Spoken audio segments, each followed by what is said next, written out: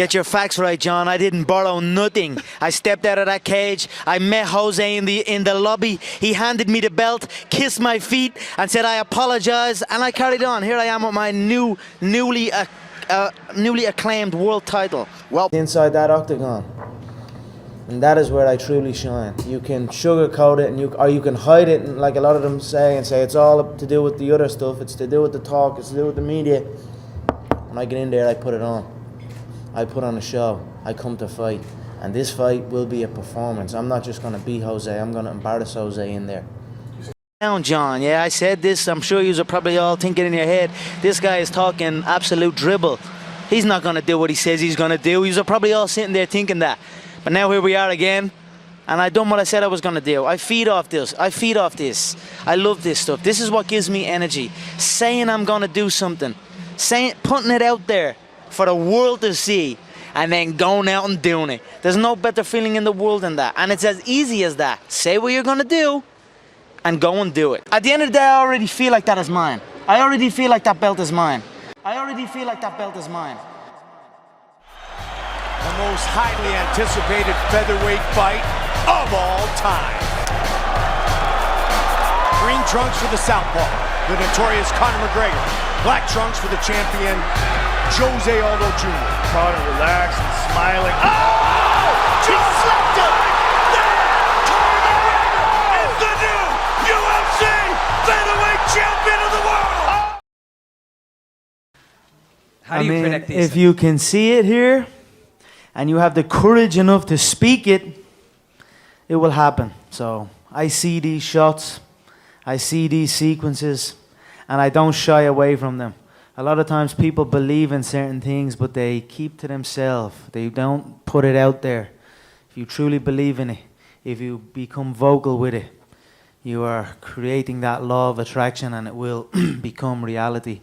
I knew he would overextend, and I knew I'd catch him. So, you know, if you have a clear picture in your head of something is going to happen, and a clear belief in that it will happen no matter what, then nothing can stop it. You know what I mean? It is destined to happen, and that's what happens. You know what I mean? It's perfect. You have to do that. You have to battle with this. This is the law of attraction. You know what I mean? You have to, in the struggle. You know, when things are going good and you visualize these good things happening, you visualize more good things happening. That's easy.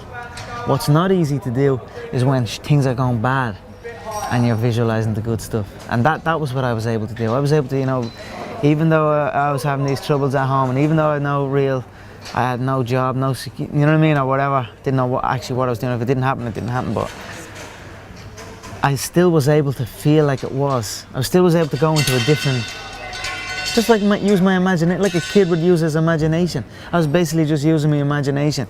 Can you believe the small kid who just wanted to defend himself has turned out to be a phenomenal world-class mixed martial artist?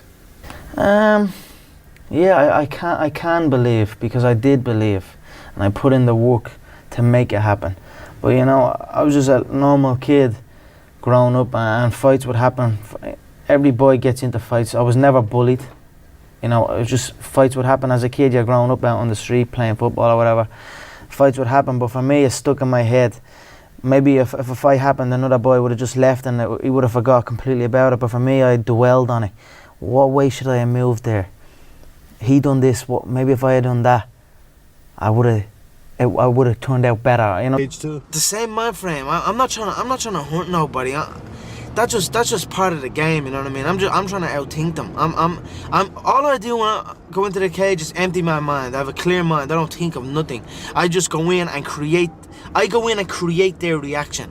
I give them. I don't wait for their reaction and react off that. I actually give them their reaction. I create my movement to give them the reaction that I want.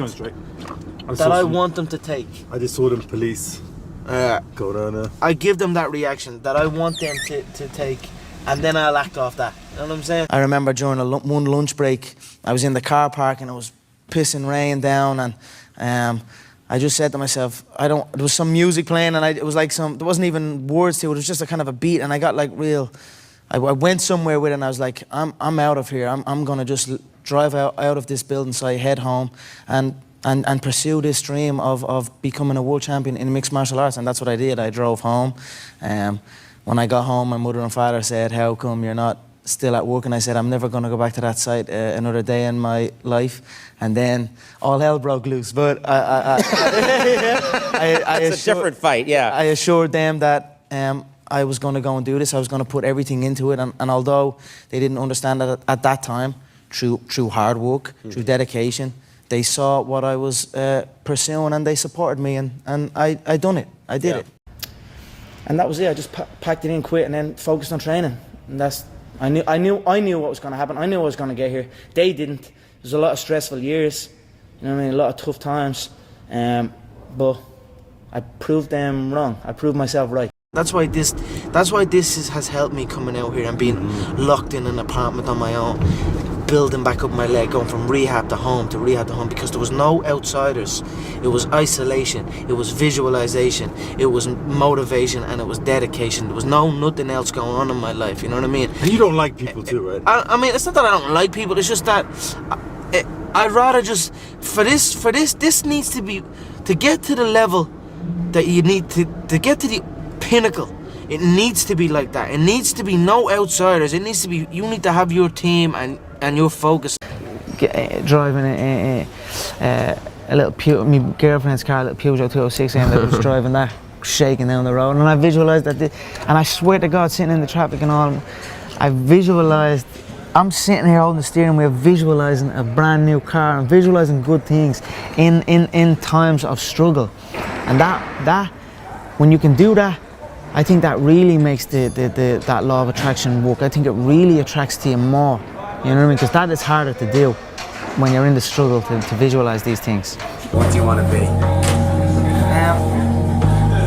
Here's another thing. What do you want to be? You know, I don't want to be anything. I am everything I want to be. And I'm already there. You know? I don't want anything. You know? People say like, I want this. I want to do this and I want to do that, but the vibe you're putting out is want. You're always going to want. And I always have the attitude that I have. And I always felt like I was a black belt walking in. You know what I mean? I always felt like I was the world champion. I always felt like I already could do everything. I was only telling you about the surfing the other day. I was got the rental, walking around like I was a fucking pro. You know what I mean? But I don't want anything. I have everything. That's the mindset. I mean, I have everything. I have everything. You know what I mean?